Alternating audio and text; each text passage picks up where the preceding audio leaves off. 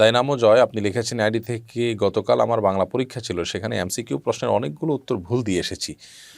এখন আমি যদি আল্লাহর কাছে কান্নাকাটি করে দোয়া করি, তাহলে আমার ভুল উত্তরগুলি সঠিক হয়ে যাওয়ার কোনো সম্ভাবনা আছে কি?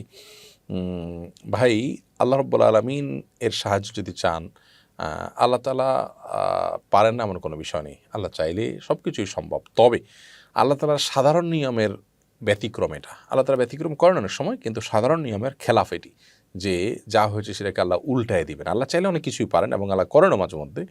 বাট আল্লাহর একটা জিনিস মনে রাখতে হবে, একটা হলো আল্লাহর কুদরত, এটা হলো সুন্নাহ। আল্লাহর নিয়ম, সাধারণ নিয়ম এটা নয়।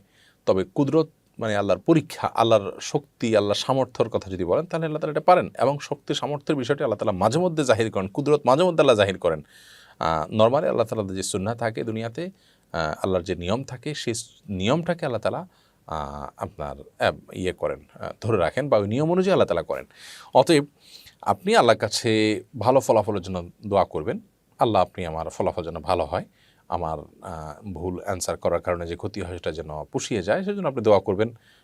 এটাই হলো সঠিক দোয়া। পার্টিকুলারলি আমার ওইটাই আল্লাহ চেঞ্জ করে দেন, ওইটা চেঞ্জ হলেই যে আপনার ফলাফল ভালো হয়ে যাবে, আরেকটাকে আপনি সঠিক মনে করছেন, সেটা যে ভুল না, আপনি কীভাবে জানেন? এজন্য এভাবে পার্টিকুলার দোয়া না করে আল্লাহর কাছে আপনি সাধারণ দোয়া করবেন, আল্লাহ আমার ফলাফল যেন ভালো হয় অল ওভার, সেই দোয়াটা আপনার জন্য করা উচিত।